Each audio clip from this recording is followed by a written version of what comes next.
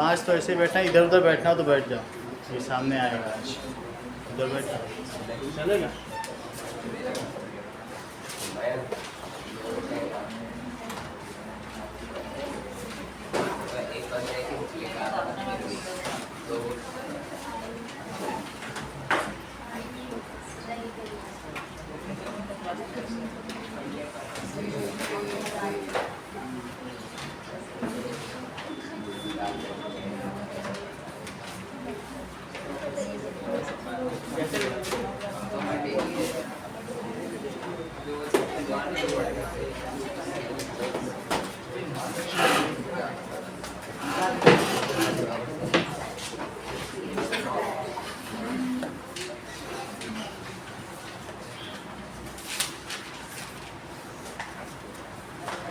जो बोर्ड के क्वेश्चंस आए हुए वही हम आपको करा। फर्स्ट चैप्टर का रिवीजन है।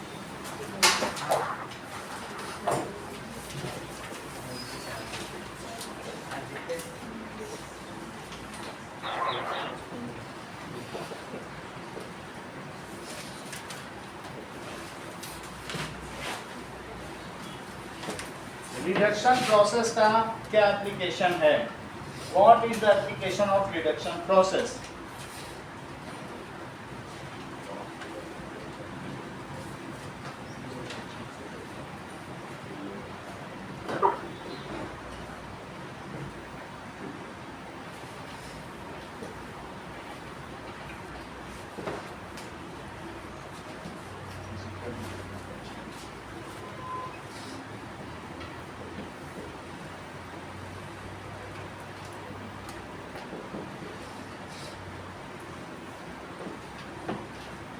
भौतिक परिवर्तनों और रासायनिक परिवर्तनों में आधारभूत अंतर क्या है? What is the basic difference between physical change and chemical change?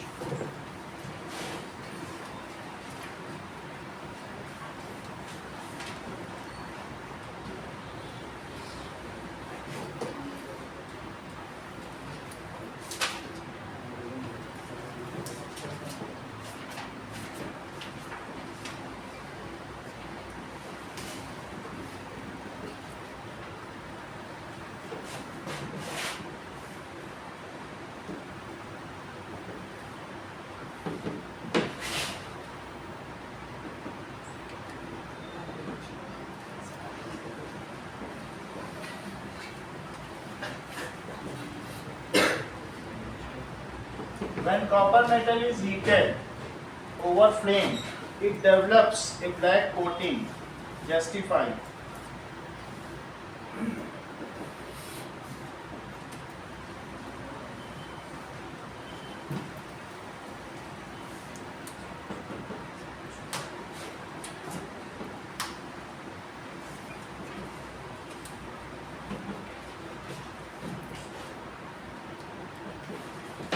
सभी अपघटन क्रियाएं ऊष्माशोषी हैं, क्यों? Why all decomposition reactions are endothermic?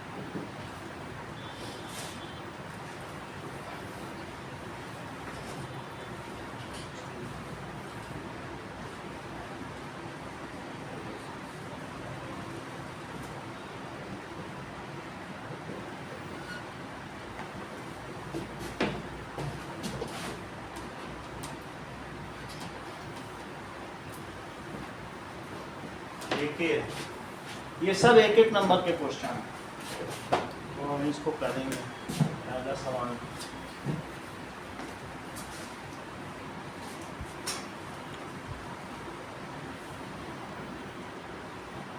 ठीक है, आप लोगों को आवाज़ आ रही है? कुछ बताते ही नहीं है। Okay, now that is write one industrial application of reduction process। तो रिडक्शन का मतलब है रिमूवल ऑफ ऑक्सीजन। जो मेटल को हम क्या करते हैं उसमें से कार्बोनेट, सल्फाइड इन सबको हटा देना, तो उसको क्या कहते हैं? Reduction. So that is it is used for refining of metal.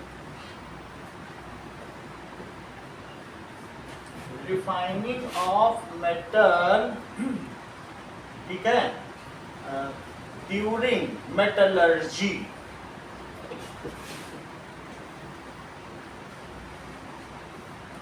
तो जो भी अगर हमको मान लीजिए कॉपर ऑक्साइड है, इसका एक हमें ओर मिल गया, ये सारे ओर्स रखे हुए जमीन से खोदेंगे तो ओर मिल जाएंगे। अगर मैं इसमें हाइड्रोजन गैस का स्प्रे कर दूं, ये हॉट होना चाहिए, तो क्या हमें प्योर कॉपर मिल जाएगा और H2O उड़ जाएगा? तो बोलो ऑक्सीजन का रिमूवल, क्या यही रिडक्शन होता? तो हम क्या कर सकते हैं, इसका जो ओर होगा ये हॉट है, ये आप ये समझिए जो तांबे का लोटा होता है जिसमें दाल आती है रेस्टोरेंट, वो नीचे काला हो जाएगा अगर हम उसको फ्लेम पे रखेंगे, अंगीठी पे रखेंगे। स्टोव में तो नहीं होगा लेकिन अंगीठी पे हो सकता है। ऑक्सीजन से उसमें एक लेयर बन जाएगी धीरे धीरे, वो किसकी होगी बोलो? CuO की। धीरे धीरे जमी जाएगी, उसमें काली लेयर आ जाती है, तो किसकी होती है बताइए? कॉपर ऑक्साइड का क्या कलर होता है? Black colour. वैसे भी कॉपर 2 ऑक्साइड है, दैट इज 2 प्लस और 2 माइनस। समझ में आ गई बात की नहीं? तो कॉपर ऑक्साइड, इसे क्या नाम दिया गया बोलो? Copper 2 oxide. और इसका क्या कलर है बोलिए? इसमें अगर हाइड्रोजन गैस का स्प्रे कर दो, चमकता हुआ कॉपर मिल जाएगा। तो क्या यही रिडक्शन है, ऑक्सीजन का रिमूवल? तो आप क्या कर सकते हैं, रिडक्शन प्रोसेस ये है तो chemical equation, reduction, oxidation, decomposition और इसी तरह से कॉम्बिनेशन, ये सब कौन सी रिएक्शंस है? Single displacement and double displacement, all are the different types of chemical reaction. इसमें रिडक्शन का क्या यूज है? जब हम जमीन से कितनी बड़ी बड़ी फैक्ट्रियां, टाटा, अंबानी, ये सब SAIL, that is Steel Authority of India Limited, ये सब क्या कर रही हैं? यही सब तो काम कर रही हैं। तो जमीन से निकाल कर उसको प्योरीफाई करने में हम इसका यूज कर सकते हैं। क्या अर्चिता एक और ऐसी आप इक्वेशन बता सकती हैं जिसमें रिडक्शन का यूज उसे प्योरीफाई करने के लिए किया जाता हो? यस, जैसा कि अर्चिता ने बताया कि Fe2O3 एक रस्ट है, और उस रस्ट में अगर हम क्या करते हैं, जैसे Fe2O3 है, तो Fe2O3 ये एक जंग है।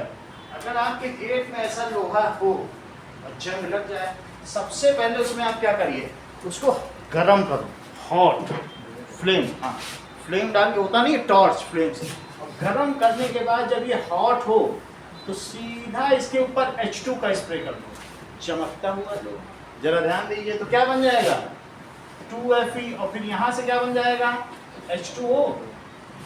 ये कितने हैं 3 हैं, 3 होने के लिए अब यहाँ क्या लगा दिया जाए 3, तो इसको 3 लगा दो, लेकिन यहाँ पर अब 6H2 हो गए, तो यहाँ क्या कर दो, तो क्या आपने देखा कि यहाँ भी रिडक्शन हो रहा है।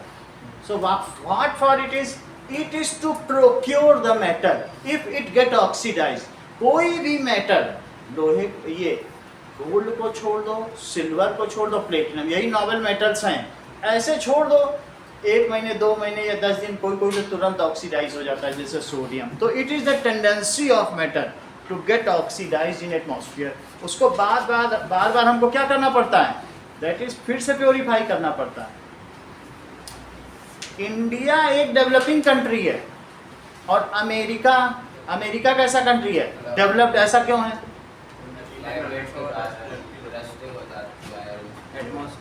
ये दैट इज रस्टिंग ओनली। अगर हमारे यहाँ ऑक्सीडेशन ना हुआ तो वहाँ पे सब चीज़ें नहीं है, यूरोप में वहाँ रस्टिंग होती ही नहीं है, 200 साल पुरानी चीज़ें हैं, क्योंकि वो टेम्परेट क्लाइमेट है और हम कहाँ पे हैं, ट्रॉपिकल क्लाइमेट। तो ट्रॉपिक में है, ट्रॉपिक ऑफ आधा हमारा नीचे का तो ट्रॉपिक में, ऊपर वाला सब ट्रॉपिक में, ठीक है। तो दैट इज, इसलिए यहाँ रस्टिंग ज़्यादा होती है। ओके, तो पहला सवाल समझ में आ गया आपको, that is it is for the reduction of refining of metal during metallurgical process. धात्विक निष्कर्षण के समय ये धातुओं को शुद्ध करने के काम में आता है। अब जरा अगला क्वेश्चन देखो, write one basic difference between physical and chemical change. Utkarsh बताओ। Sir, during chemical change a new product is formed, but during a physical no new. So that is physical change or chemical change. No new substance is formed.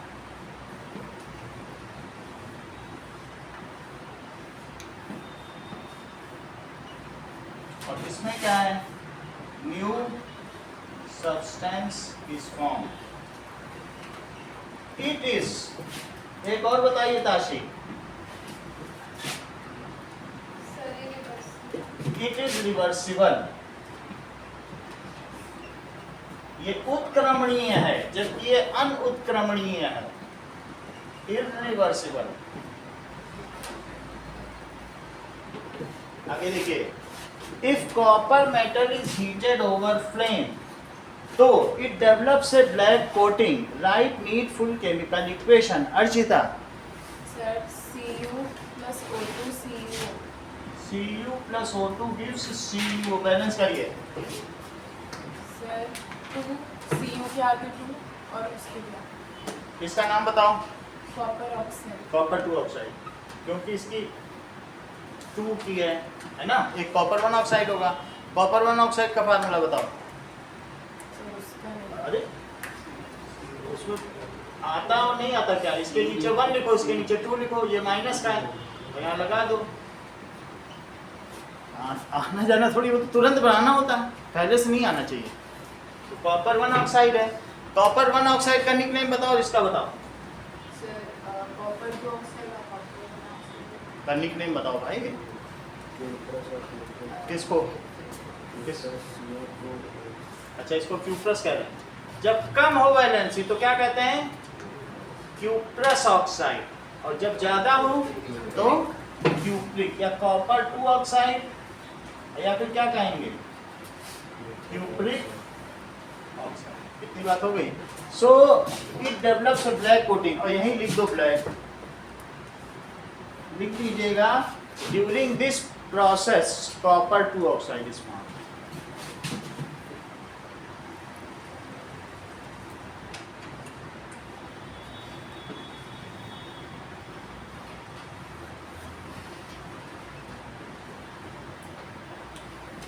Okay, अगला देखो 4th question. All decomposition reactions are endothermic Tanish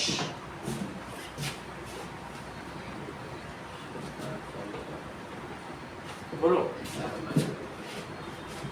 Kashi decomposition reaction endothermic क्यों है?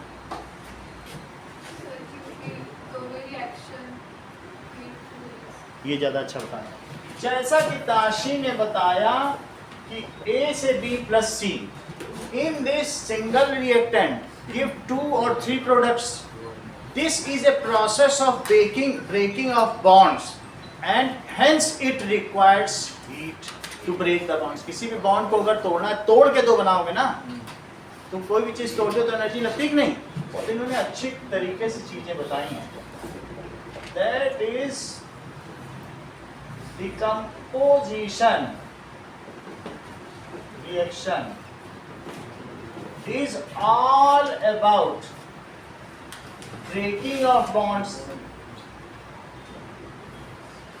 and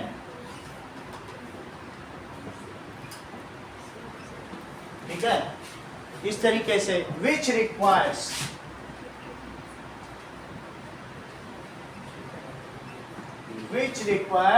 energy either in form of या तो heat दे के करो या light दो या इलेक्ट्रिसिटी।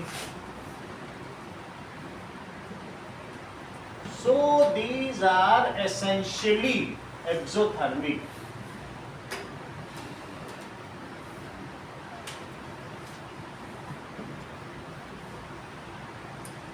सर वहाँ तो एंडोथर्मिक है।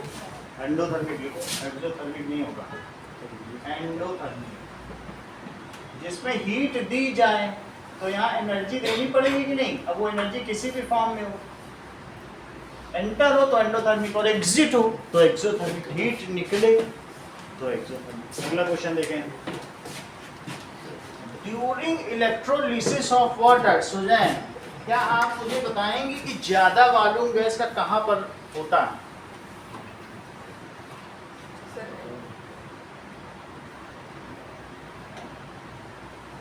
बताओ। इलेक्ट्रोलिसिस, हाँ बोलो। आपको याद नहीं है, भरोसा किया जा सकता है। मैंने कैथोड बोला, सही बोला होगा। अब जरा देखें क्यों ये कैथोड बोले। आप लोग को मालूम है ना, करके दिखाया हमने कि नहीं? ठीक है, चलो।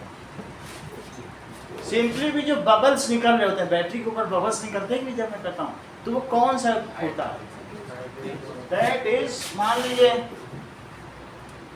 एक घर में मग ले लें और उसी में 2 नेल डाल लें, ये उल्टा पीछे से पार्ट्स कर दें और इसी में एक प्लस होगा एक माइनस और ये ऐसे, बाकी इसी में ये 2, ठीक है। अब देखो इसी के ऊपर आप क्या रख लो? Test tube. टेस्ट ट्यूब रख लिया, टेस्ट ट्यूब में आप पानी रख लें।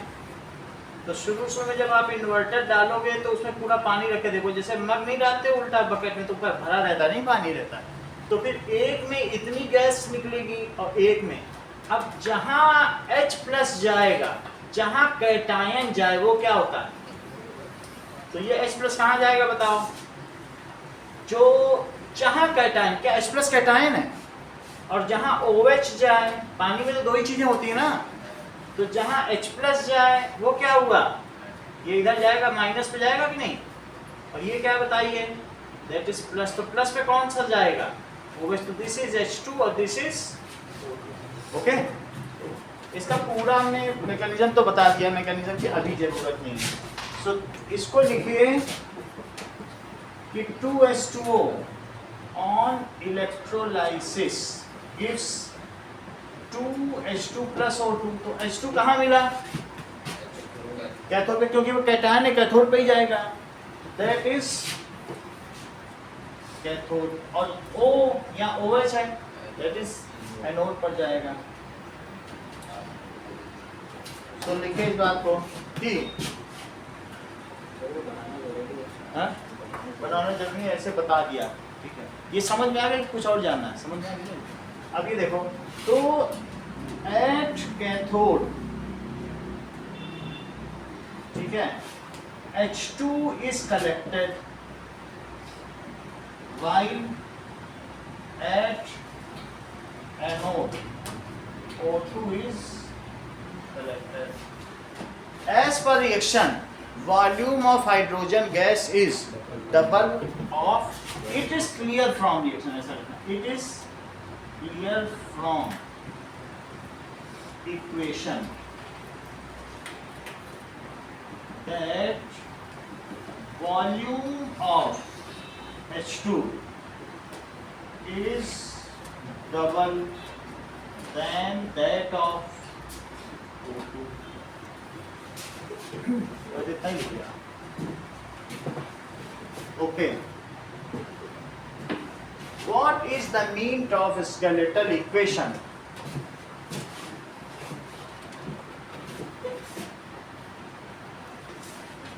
Sir, unbalanced equation. Yes. Unbalanced chemical equation is called skeletal equation.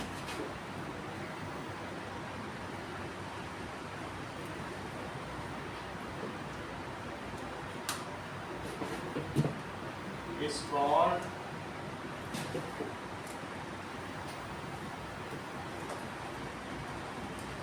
equation. On adding dilute hydrochloric acid, okay, dilute hydrochloric acid और हाइड्रोजन क्लोराइड में अर्च का क्या अंतर है? सर हाइड्रोजन क्लोराइड मिक्सचर होता है, नहीं हाइड्रोक्लोरिक एसिड मिक्सचर होता है और हाइड्रोजन क्लोराइड कंपाउंड होता है. बहुत अच्छा जानते हैं. चलो, बहुत बड़ी बात है. देख लो, इस चीज को सभी लोग समझें. क्या करें? That is 7. अगर ये कहा जाए हाइड्रोजन क्लोराइड, ये सिर्फ HCl है, ये मॉलिक्यूलर है, और अगर इसमें पानी डाल दो या पानी में यही गैस डाल दो तो वो डिसॉल्व हो जाती है. जैसे CO2 डालो तो कार्बोनिक एसिड बन जाता है ना, सोडा वाटर. तो यही चीज अगर पानी में डालोगे तो हम उसे क्या कहेंगे? हाइड्रोक्लोरिक एसिड, यानी HCl एक्वियस. इसे क्या कहेंगे फिर?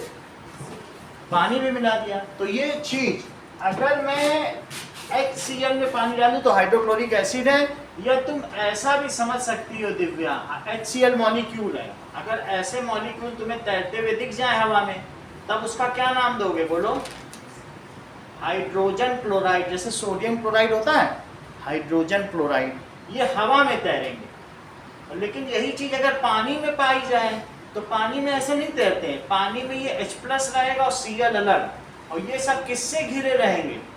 वाटर के मॉलिक्यूल से. जब इनका हाइड्रोलिसिस हो जाता है, पानी में जाने पे टूटना हो जाए. देखो नाम सुनो, hydrolysis. When HCl is passed, bubble है, गैस पास करो, then HCl in water breaks. थोड़ा एसिड और बेस का भी, लेकिन समझ लो. जब ये पानी में जाएगा तो क्या होगा बताओ? इनके बीच बॉन्ड टूट जाएंगे और H को अपना इलेक्ट्रॉन देना पड़ेगा, और इसका इलेक्ट्रॉन कौन ले जाएगा? क्लोरीन. क्योंकि क्लोरीन में 17 होते हैं और H में कितना होते हैं बताओ? H में 1 इलेक्ट्रॉन और क्लोरीन में 17 है, और आउटर में कितने होंगे? 7. तो ये ले लेगा कि नहीं? तो breaking of molecule in water into cation and anion is called hydrolysis. इसी को रिपीट करो. बोलो. इसको मैंने पानी डाल दिया, तो इसके चारों तरफ कौन कौन है बताओ? क्या वाटर मॉलिक्यूल है? कौन है इसके चारों तरफ? वाटर मॉलिक्यूल घेर लेंगे इसको. इसके चारों तरफ भी कौन घेरे हुए हैं? और फिर इन्हें मिलने नहीं देंगे. तो जब ये पानी में डाले जाते हैं तो क्या इसमें अब H+ का ओरिजिन हो गया, इसीलिए इसको एसिड बोल दिया. एसिड वर्ड क्यों लगा? H+ बन जाए तो एसिड है. तो क्या पानी के डालने से टूट गया और H ने अपना इलेक्ट्रॉन गंवा दिया है, तो H+ बना ना. H+ बन जाए तो उसे एसिड कहेंगे, और OH- बन जाए तो उसे क्या कहेंगे? वही NaOH जो हमारे पास वहाँ क्रिस्टल के तौर पर रखा हुआ है, लेकिन व्हाइट कलर का क्रिस्टल है. सेकंड में दूसरे नंबर पे देख रहा है. लेकिन अगर मैं पानी में डाल दूं, ध्यान दो, तो क्या होगा बोलो? Na अलग हो जाएगा और OH कैसा हो जाएगा? ये. तो क्या ये, और फिर इसके चारों कौन घेर लेंगे? Water molecule. तो इस अब मुझे ये बताओ हाइड्रोलिसिस क्या थी, रिपीट करो। when hydrogen gas कभी भी तुमको इतना मालूम है, एसिड बेसेस एंड सॉल्ट्स, ये बात मालूम ना, एक चैप्टर का नाम है। सॉल्ट क्या होगा, कभी भी अगर मेटल का कैटायन और नॉन मेटल का एनायन, यही सॉल्ट है। ये जो 100 यहाँ रखे सब सॉल्ट हैं, फिर समझो what is salt, an ionic compound जिसमें आयंस है, इसमें आयंस है, an ionic compound having metal cation, cation का मतलब समझती हो positive charge, and non metal anion is called salt. उसे क्या कहेंगे, क्या तुम जो खाते हो वो भी एक सॉल्ट है, क्या उसमें मेटल कैटायन Na+ है और Cl non metal anion Cl- है, तो सॉल्ट होगा क्या, जो हम खाते हैं वो सॉल्ट है, मेटल कैटायन। अब जरा समझिए, ये तो तुम्हें सॉल्ट पता चल गया, तो अब when salt is added to water it breaks apart into anion and cation। Okay, बात समझ में आ गई। अब हम क्वेश्चन पर आते हैं, इन सब चीजों का हमारे इन सबसे कोई लेना देना नहीं। So let us come to question. देखिए क्वेश्चन में क्या कह रहा है, अगर तुमने डाइल्यूट हाइड्रोक्लोरिक एसिड को कॉपर ऑक्साइड के साथ जोड़ दिया तो क्या होगा, बोलो। That means CuO। अब मैं तुमने क्या डाल दिया, HCl एक्वियस, पानी है तो एक्वियस बोलोगे कि नहीं, तो क्या बनेगा उत्कर्ष, ये बता दो। और इसका कलर क्यों चेंज हो जाएगा, कॉपर ऑक्साइड कुछ नहीं, काला पाउडर है, जैसे बर्तन में लग जाए उसी को निकाल दो।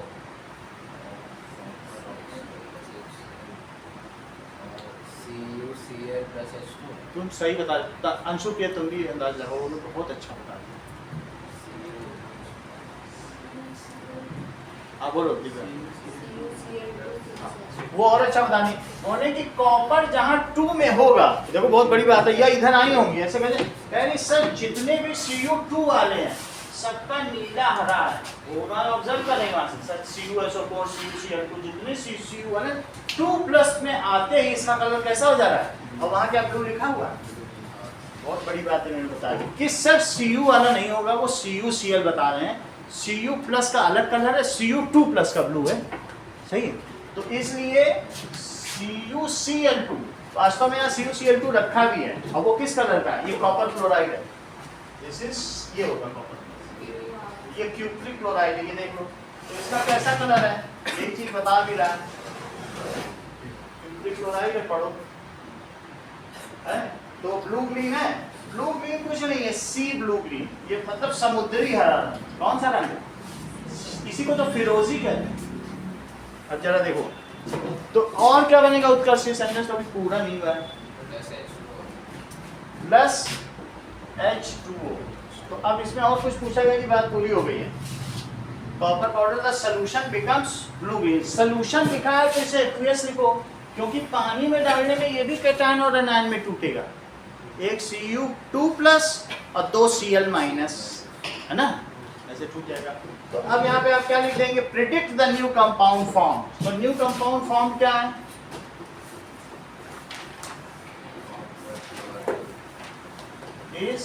ये तुमने अच्छा बताया, कॉपर 2 क्लोराइड। ये दूसरा क्या बता रहे थे, ये ज्यादा अच्छा, क्यूप्रिक क्लोराइड बोला ना, दोनों ही बता दिए।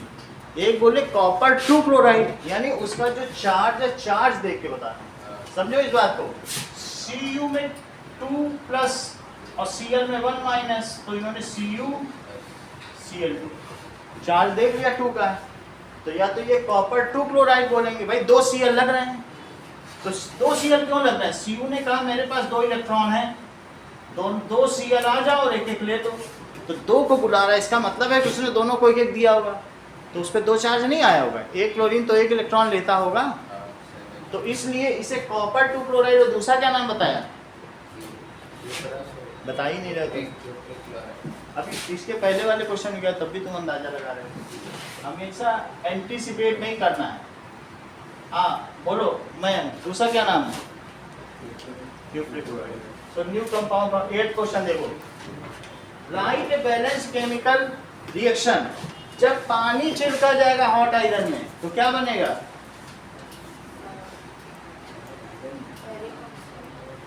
फेरिक ऑक्साइड, अब अभिषेक से पूछना पड़ेगा। पहली रिएक्शन है बुक यहाँ बोलो। चलो कोई बात नहीं।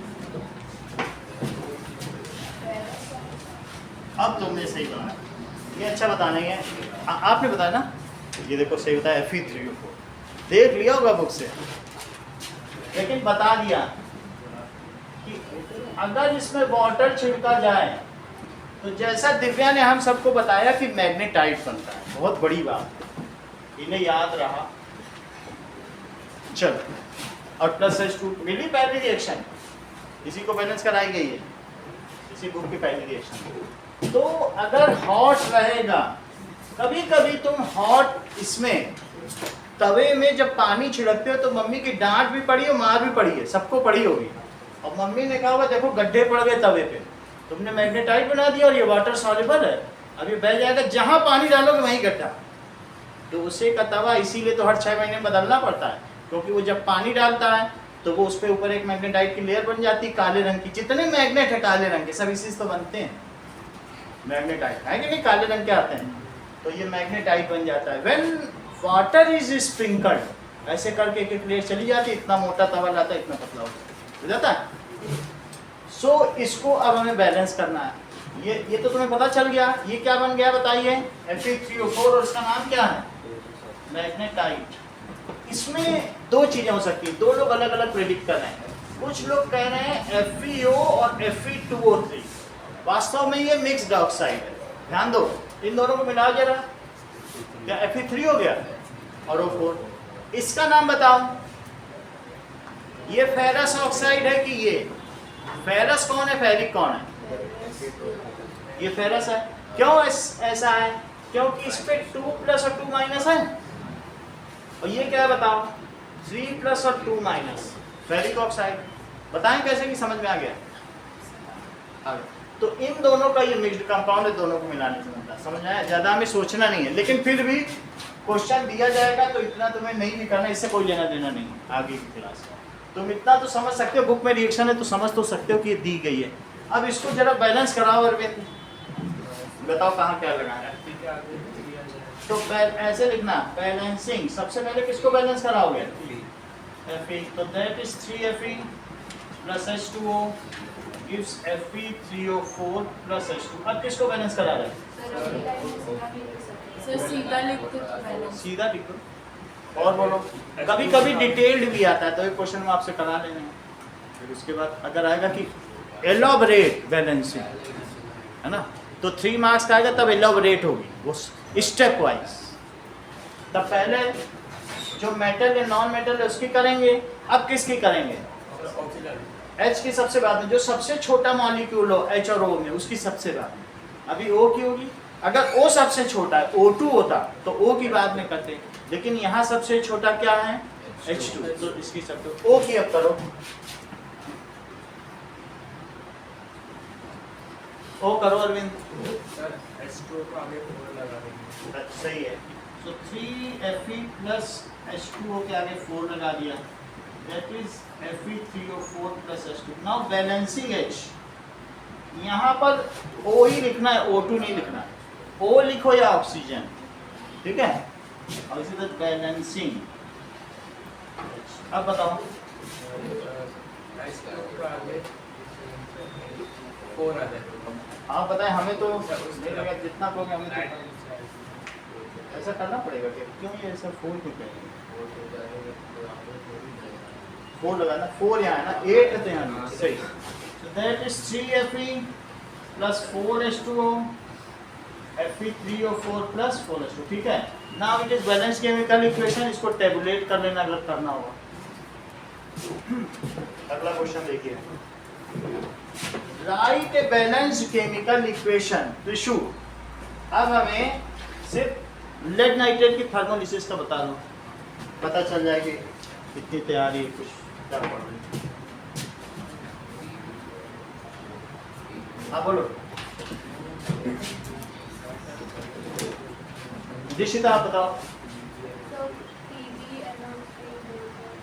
गिव्स, हाँ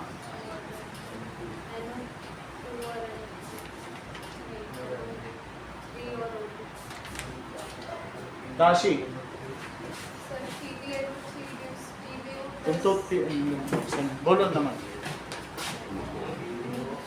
बोलो ऐसे ही कुछ भी उत्कर्ष।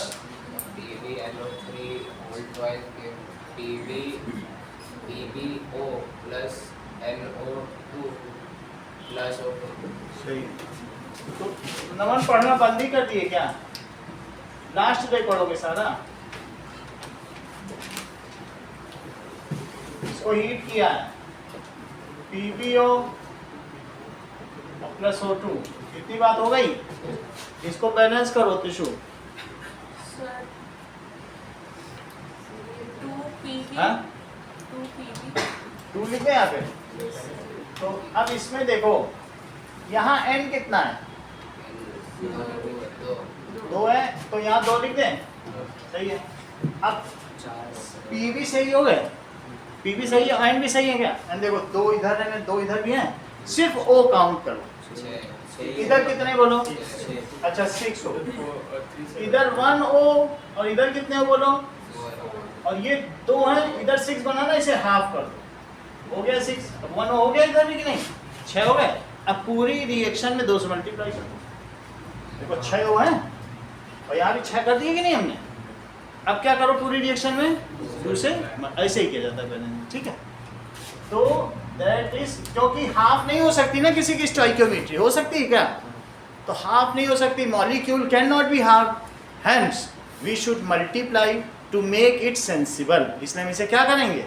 सेंसिबल बना देंगे। चलो चलो करो, 2 से मल्टीप्लाई करो, 2 PbNO3 होल ट्वाइस। फिर से समझना हो तो फिर से समझ लेना, समझ में आ सर गया? एक बार फिर से समझो, 4NO2 और प्लस O2। हमारे पास क्या था? PbNO3 whole twice gives PbO और प्लस NO2 और प्लस O2। जानकारी के लिए हम आपसे बस पूछना चाहते हैं, इसका कलर बताओ, इसका कलर बताओ, इसका तीनों कलर बताओ, इसका पहले बताओ। PbO का येलो ना, येलो पाउडर रखा हुआ है, तुमको दिखाया वो चौथे नंबर पे, पिछली बार सब दिखा चुके हैं, इसीलिए तो दिखाते हैं। येलो पाउडर, इसका प्रैक्टिकल करके भी दिखाया था, ये वाइट और ये बोलो ब्राउन। इतनी बात समझ में आ गई, और ये करके भी दिखाया था, टेस्ट ट्यूब में ब्राउन कलर दिख रहा था। चलो अब सबसे पहले ये देखो अर्चिता, यहाँ एन कितने हैं? तो यहाँ क्या लगा दिया जाए? पी भी सही है, यहाँ O3 है लेकिन बाहर 2 है, तो कितने हैं? 6 हो।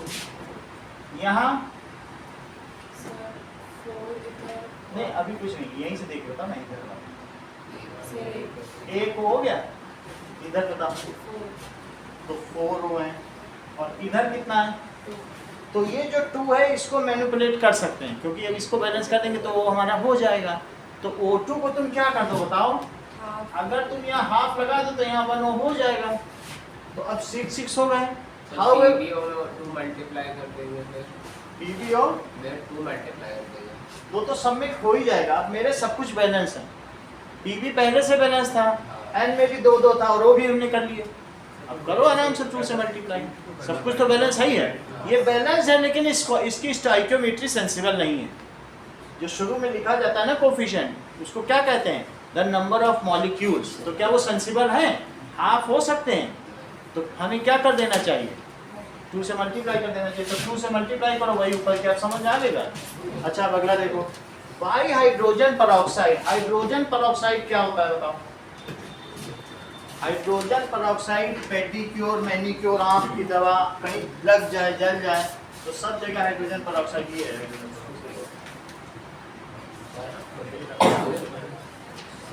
ठीक है, ऐसी बोतल में आता है ये देखो, इस तरीके का पानी टाइप होता है हाइड्रोजन परऑक्साइड, आंख की दवा। समझ में आ गई बात? करें, ये कुछ नहीं है, H2O2 है। इसका क्या नाम है बोलो? सुन लो, कह रहा है कि H2O2 को कलर्ड बोतल में क्यों रखते हैं? ये तो हमने सस्ता खरीदा है, लेकिन इसे ऐसा नहीं रखना चाहिए। धूप में रखा जाएगा तो ये डिकम्पोज हो जाएगा। सो व्हेन H2O2, इसको क्या कहते हैं? ध्यान दीजिए, इसमें HOOH ऐसे बॉन्ड होता है, डबल बॉन्ड नहीं होता है O के बीच में, O और O के बीच में एक बॉन्ड है। O वैसे O की डबल वैलेंसी इतना तुम लोगों को पता है क्या? नहीं है। तो दो से तो कर रहा है ना, बॉन्डिंग कर रहा है, और दो से तो, लेकिन जब O का दो बॉन्ड हो तो उसको क्या कहते हैं? परऑक्साइड। ऑक्सीजन ऑक्सीजन के साथ सिंगल बॉन्ड से जब भी अटैच होता है तो उसको क्या कहते हैं? बोलो, ऑक्सीजन ऑक्सीजन के भी सिंगल बॉन्ड है, इसलिए इसका क्या नाम हुआ? परऑक्साइड। हमें इतना जानना नहीं, हमारे पास कार्बन एंड कंपाउंड का चैप्टर वहाँ देखेंगे, अभी इससे मतलब नहीं है, वो वहाँ की बात है। लेकिन हमने बता दिया आपको, ऐसा इसका फॉर्मूला है। तो हाइड्रोजन परऑक्साइड को डार्क कलर की बोतल में क्यों रखा जाता है, पूछा जा रहा है। So when it is exposed, इसकी फोटोलिसिस हो जाती है। क्या चीज हो जाएगी? फोटोलिसिस। अगर किसके प्रेजेंस में बताइए? सनलाइट के प्रेजेंस में। और ये क्या बना देगा? H2O और फिर O2। अगर मैंने इसको धूप में रख दिया तो ये पानी ही है, फिर आई ड्रॉप नहीं रह जाएगा, नो मोर आई ड्रॉप। इसमें से ऑक्सीजन निकल जाएगी खोलते ही, फिर थोड़ी ना रह जाएगा, नहीं। तो इसलिए इसकी फोटोलिसिस ना होने पाए, फोटोलिसिस ना हो जाए, इस वजह से हम इसको किस में रखते हैं?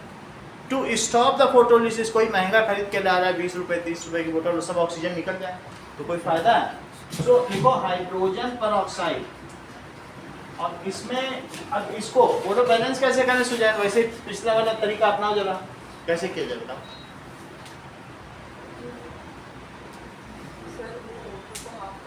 बहुत अच्छा, देखो हाफ कर दिया और फिर क्या किया?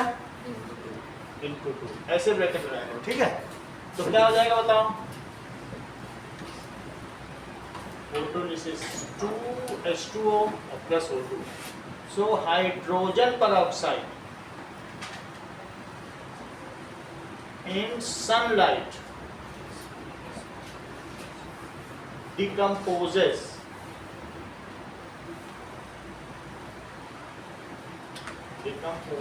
into H2O and O2. To stop this reaction, इसे रोकने के लिए हमें क्या करना चाहिए? Stop this, बोलो और कोई है? ठीक है। So to stop this reaction we keep it in dark colour. Brown colour की बोतल आती है, देखिए ना, ग्लास की बोतल ही ब्राउन कलर की आती है, भूरे रंग की। तो डार्क कलर्ड बॉटल्स, इसको हम इस तरीके की बॉटल्स में रखेंगे, ये जैसा कि ऐसे में, जिससे कि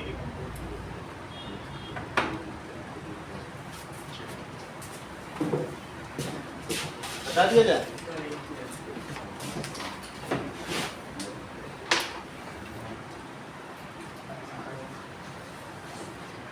ये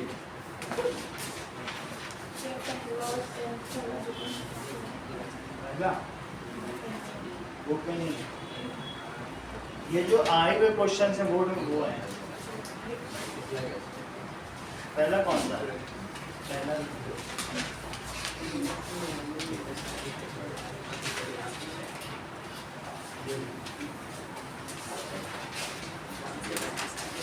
और यही हर बार आते भी है, इन्हीं में से क्वेश्चन आएंगे। चलो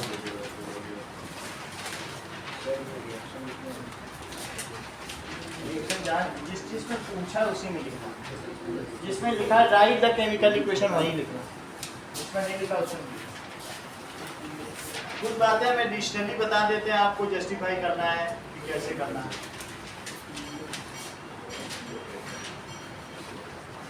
अगर वो कह रहा है बैलेंस केमिकल इक्वेशन तो 21 स्टेप में लिखो, वो कह रहा है शो बैलेंसिंग तब शो करो, इसी में लिखा तो नहीं ना शो बैलेंसिंग, कह रहा बैलेंस इक्वेशन लिखो तो 21 स्टेप में लिखो।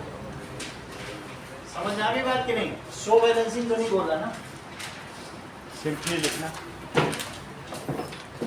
चलो बता दें,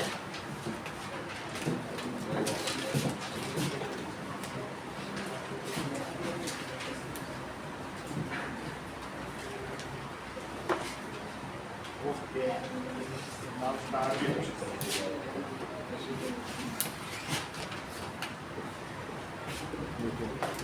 ये सब आएंगे कुछ